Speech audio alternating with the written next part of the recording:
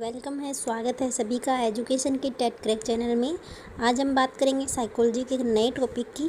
Guys topic है intelligence यानी कि बुद्धि। तो इससे पहले गाइस हमने काफ़ी सारे टॉपिक साइकोलॉजी के डिस्कस कर लिए हैं। ये जो आज का टॉपिक है ये भी आपका बहुत इंपॉर्टेंट है, चाहे वो आपका कोई भी टेट का एग्ज़ाम हो, सी टेट या फिर स्टेट टेट, सभी में यहाँ से आपके 2, 3, 4 क्वेश्चन जो है वो एग्ज़ाम में हमेशा बनते हैं। तो हम अच्छे से समझेंगे कंप्लीट इस टॉपिक को।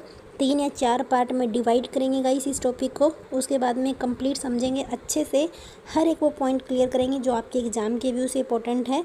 तो आई होप अगर आप पूरा देखते हैं इस टॉपिक को कंप्लीट 2-3 वीडियो में जो कंप्लीट होगा, तो कोई भी क्वेश्चन आपका एग्ज़ाम में नहीं छूटेगा इस टॉपिक का।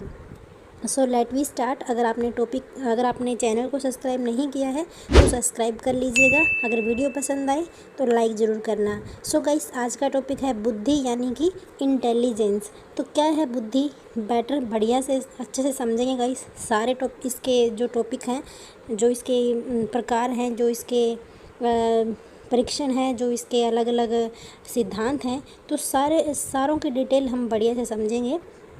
सबसे पहले आज का जो टॉपिक है इसमें अर्थ और परिभाषा को जान लेते हैं कि बुद्धि का अर्थ क्या है और बुद्धि की अलग अलग परिभाषाएं जो मनोवैज्ञानिकों ने दी है वो क्या है। तो गाइस सबसे पहले जो इंटेलिजेंस वर्ड है ये लैटिन भाषा का शब्द है, ठीक है, लैटिन भाषा का शब्द है, याद रखिएगा। जो बुद्धि शब्द है इसका सबसे पहले प्रयोग 1885 ईस्वी में फ्रांसिस गाल्टन ने किया था गाइस, ठीक है। अगर आपसे क्वेश्चन पूछे कि सबसे पहले बुद्धि शब्द का प्रयोग किसने किया था, तो फ्रांसिस गाल्टन ने 1885 ईस्वी में सबसे पहले बुद्धि शब्द का प्रयोग किया था, ठीक है गाइस। इसके बाद में जानेंगे कि बुद्धि है क्या, लेकिन इससे पहले आप एक इम्पॉर्टेंट पॉइंट नोट कर लीजिए कि बुद्धि के चैप्टर में कोई भी जो काम होता है गाइस वो सबसे पहले बी ने करता है, ठीक है। एक चीज़ ध्यान रखना कि जब भी कोई परीक्षण आएगा या कोई भी काम अगर बुद्धि के संदर्भ में आपसे पूछा जाए ना कि जो है बुद्धि से रिलेटेड कोई क्वेश्चन इसमें सबसे पहले किसने किया, तो गाइस उसमें हमेशा जो है आंसर आपका बी ने आएगा। ये एक पॉइंट है, यानी कि एक ऐसा पॉइंट जो बहुत ही आसान है और जो आपके काफ़ी सारे क्वेश्चन सोल्व कर देता है, ठीक है गाइस। इसके अलावा बुद्धि शब्द का सबसे पहले प्रयोग आपको अलग से ध्यान रखना है, फ्रांसिस गाल्टन ने किया था। इसके बाद में देखिए बुद्धि जो है वो मस्तिष्क में होती है। हमारी जो बुद्धि होती है गाइस वो मस्तिष्क में होती है और एक अमूर्त संप्रत्यय है। बुद्धि क्या है, एक अमूर्त संप्रत्यय है गाइस, ठीक है, यानी कि दिखती नहीं है। मूर्त वो चीज़ें होती है जो हमारे सामने हैं, जिनको हम देख सकते हैं, और अमूर्त वो चीज़ें जो हमारे सामने नहीं हैं, जिसको हम सिर्फ सोच सकते हैं, जिसकी हम कल्पना कर सकते हैं, लेकिन इसे हम देख नहीं सकते। तो बुद्धि भी एक इसी टाइप की कल्पना है, एक अमूर्त संप्रत्यय है। विभिन्न प्रकार की योग्यताओं का नाम ही गाइस बुद्धि होता है, ठीक है। हमारी जो योग्यताएं होती हैं अलग अलग प्रकार की, वो सारी हमारी बुद्धि ही है, यानी कि हमारी बुद्धि से ही हमारी योग्यताएं विकसित होती हैं। इसके बाद में जीवन की समस्याओं को हल करने के जो गुण होते हैं गाइस वो भी हमारी बुद्धि ही है। आपको पता है कि जो इंसान जितना ज़्यादा इंटेलिजेंट होगा वो उतनी ज़्यादा समस्याओं को हल कर पाएगा, उसमें उतनी अधिक योग्यताएँ होगी। तो ये सारी हमारी बुद्धि पे ही डिपेंड करती है। इसके बाद में देखिए मनोवैज्ञानिक क्या कहते हैं कि जो बुद्धि है वो समायोजन, सीखने व अमूर्त चिंतन की योग्यता है। तो गाइस ये मनोवैज्ञानिकों का मानना है कि जो बुद्धि होती है वो समायोजन, सीखने व अमूर्त चिंतन की योग्यता है, ठीक है। तो यहाँ तक कंप्लीट होता है कि बुद्धि क्या है। गाइस आई होप आपको यहाँ तक समझ आ गया होगा कि बुद्धि क्या है, सबसे पहले बुद्धि शब्द का प्रयोग किसने किया और बुद्धि जो है वो कौन सी भाषा का शब्द है। इसके बाद में देखिए अलग अलग परिभाषाएं हैं बुद्धि को लेके, वो सारी हम जानेंगे बहुत ही आसान तरीके से। तो गाइस बुद्धि की जो परिभाषा है, मेनली जितने भी मनोवैज्ञानिक हैं जो बुद्धि की परिभाषा देते हैं वो या तो बुद्धि को कहेंगे कि बुद्धि समायोजन है, या बुद्धि जो है वो सीखने की योग्यता है, या बुद्धि जो है अमूर्त चिंतन की योग्यता है। कई जितने भी मनोवैज्ञानिक हैं सभी जो है या तो बुद्धि को समायोजन की योग्यता मानेंगे, या सीखने की, या अमूर्त चिंतन की योग्यता। ये इन्हीं 3 मतलब पॉइंट है, इन्हीं 3 पॉइंट पे सबकी डेफिनेशन डिपेंड है। और इसके अलावा कुछ मनोवैज्ञानिक ऐसे हैं जो बुद्धि को क्या करते हैं, बुद्धि को मानते हैं समायोजन, सीखने व अमूर्त चिंतन, यानी कि तीनों का एक मिक्स बना देते हैं, मिक्स कर देते हैं तीनों को ही, और तीनों की ही योग्यता बताते हैं बुद्धि को। तो सभी में मनोवैज्ञानिक के नाम जानेंगे और कौन कौन बुद्धि को जो है क्या क्या मानते हैं, समायोजन, सीखने व अमूर्त चिंतन की योग्यता, उसके बारे में जानते हैं। तो गाइस जैसे कि बुद्धि समायोजन की योग्यता है, पहले हम बढ़िया से इस तरह समझेंगे जो आपके लिए आसान रहेगा, क्योंकि इसमें आपका देखिए जो परिभाषाएं हैं बहुत सारी हैं, लेकिन अगर आप इस तरह से समझेंगे ना परिभाषा को तो आपको एग्ज़ाम में इजी रहेगा याद करना, और इतनी सारी परिभाषाओं को नहीं तो आपको मुश्किल हो जाता है। तो गाइस देखिए, बुद्धि की परिभाषाओं में सबसे पहले बुद्धि जो है वो समायोजन की योग्यता है। कौन कौन से मनोवैज्ञानिक हैं जो ये कहते हैं कि बुद्धि समायोजन की योग्यता है? इसमें से आपके ये सारे नाम शामिल हैं: Freeman, Burt, Stern, Cruz, Calvin, Mann, Ross, Colvin. Guys मैं आपको एक बात बता देती हूँ कि इन सब की परिभाषाएं जो है वो अलग अलग है, यानी फ्रीमैन कुछ और कहते हैं, बर्ट कुछ और कहते हैं, स्टर्न, क्रूज कुछ और कहते हैं, लेकिन इन परिभाषाओं का जो मेन पॉइंट निकल के आएगा वो समायोजन से ही रिलेटेड होगा। आगे मैं आपको परिभाषा भी प्रोवाइड करूँगी जिससे आपको आसानी से पहचान में आ जाएगा कि ये परिभाषा जो है किन की है। ठीक है, तो फ्रीमैन जो है ये समझ लीजिए कि फ्रीमैन क्या है, हमेशा फ्री रहता है, वो कुछ भी कह देगा। तो फ्रीमैन जो है गाइस वो बुद्धि को समायोजन की योग्यता भी मानता है। सीखने की योग्यता में भी आप देखेंगे फ्रीमैन का नाम है, और अमूर्त चिंतन में भी इस फ्रीमैन का नाम है। यानी कि जो फ्रीमैन है गाइस ये बुद्धि को समायोजन, सीखने की और अमूर्त चिंतन की योग्यता तीनों ही मानते हैं। ठीक है, इसके अलावा समायोजन की योग्यता जो है Burt, Stern, Cruz, Calvin, Mann, रोस और कॉल्विन, ये गाइस बुद्धि को समायोजन की योग्यता मानते हैं। सीखने की योग्यता की बात करें तो फ्रीमैन फिर से आ जाएगा, थॉर्नडाइक, बकिंघम, मैकडूगल, रॉयबर्न, हैनमॉन और वुडरो। गाइस ये बुद्धि को सीखने की योग्यता मानते हैं। अमूर्त चिंतन की योग्यता जो है वो बुद्धि में एक तो आपका फ्रीमैन आ जाएगा सबसे पहले, स्पीयरमैन, टरमैन, बीने और वेस्लर। गाइस इसमें ये इतने मनोवैज्ञानिक हैं जो आपके बुद्धि को अमूर्त चिंतन की योग्यता मानते हैं। ठीक है गाइस, तो ये देखिए अब मैं आपको कुछ डेफिनेशन दिखाती हूँ जहाँ से आप इजीली पता कर लेंगे कि ये डेफिनेशन जो है वो मतलब ये क्रूज की है, तो ये बुद्धि को समाय। अब इसमें आपका क्वेश्चन कैसे आएगा, पहले मैं आपको वो बताती हूँ। क्वेश्चन आएगा कि इनमें से कौन से मनोवैज्ञानिक है जो बुद्धि को समायोजन की योग्यता मानते हैं, इस तरह से आएगा गाइस। या इसमें से आपको डेफिनेशन मिल जाएगी, ये डेफिनेशन किसकी है डायरेक्ट, या आपको कोई एक मनोवैज्ञानिक का नाम देके उनकी डेफिनेशन पूछ ली जाएगी।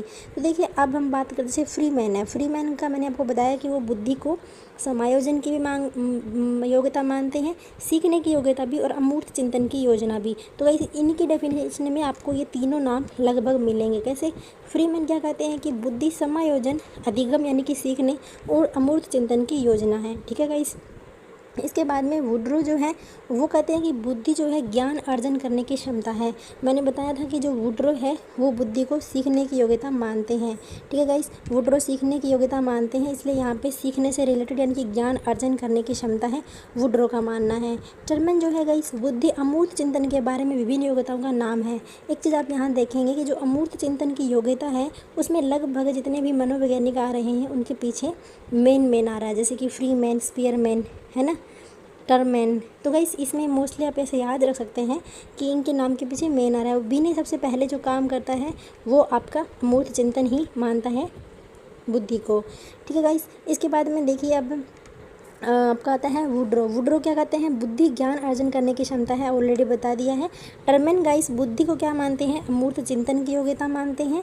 रॉयबर्न जो है वो कहते हैं कि बुद्धि समस्याओं या समाधान करने और उद्देश्यों की प्राप्त करने की क्षमता है। क्या कहते हैं कि जो बुद्धि है वो समस्याओं का समाधान करने और उद्देश्यों को प्राप्त करने की क्षमता है। गाइस हमने यहाँ देखा था कि जो रॉयबर्न है वो सीखने की योग्यता में आते हैं, तो सीखने की योग्यता उनसे रिलेट हम कर सकते हैं। गाइस कुछ भी चीज़ें हम सीखेंगे तभी हम समस्याओं का समाधान करेंगे। ठीक है, उद्देश्यों को प्राप्ति करने के लिए हमें अधिगम करना पड़ेगा, तो इसीलिए रॉयबर्न जो है वो सीखने की योग्यता के साथ जाते हैं। गाइस हैनमॉन जो है वो बुद्धि में मुख्य तत्व होते हैं ज्ञान की क्षमता एवं निहित ज्ञान, यानी कि हैनमॉन का मानना है कि बुद्धि में मुख्य तत्व होते हैं ज्ञान की क्षमता व निहित ज्ञान। ठीक है गाइस, इसके बाद में रोस जो है वो नवीन परिस्थितियों में चेतन अनुकूलन ही बुद्धि है। अब अनुकूलन नाम आ रहा है गाइस इनकी डेफिनेशन में, यानी कि ये बात करते हैं समायोजन की। तो रोस जो है वो किससे संबंधित है गाइस? वो समायोजन से संबंधित है, हमने यहाँ पे देखा था। ठीक है, इसके बाद में देखिए बर्ट जो है वो कहते हैं कि अच्छी तरह निर्णय करने, समझने एवं तर्क करने की योग्यता है। गाइस बर्ट जो है वो कहते हैं कि बुद्धि जो है अच्छी तरह से निर्णय करने, समझने एवं तर्क करने की योग्यता है। और हमने यहाँ पे देखा था गाइस कि जो बर्ट है वो समायोजन की योग्यता में आते हैं, यानी कि बुद्धि को समायोजन की योग्यता जो है बर्ट मानते हैं। तो गाइस यहाँ आप इस डेफिनेशन को कनेक्ट कर सकते हैं कि हम जो है अच्छी तरह से निर्णय करने, समझने एवं तर्क करने की योग्यता जो है वो बर्ट कहते हैं बुद्धि को लेके। अगर हम अच्छी तरह से गाइस निर्णय ले सकेंगे, समझ सकेंगे कंडीशंस को, तर्क करेंगे, तभी हम अच्छे से समायोजन कर सकेंगे, ठीक है।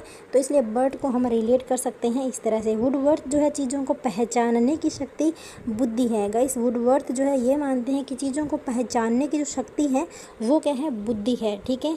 वुडवर्थ जो है हमने यहाँ पे नहीं ऐड किया गाइस, कोई बात नहीं, ठीक है।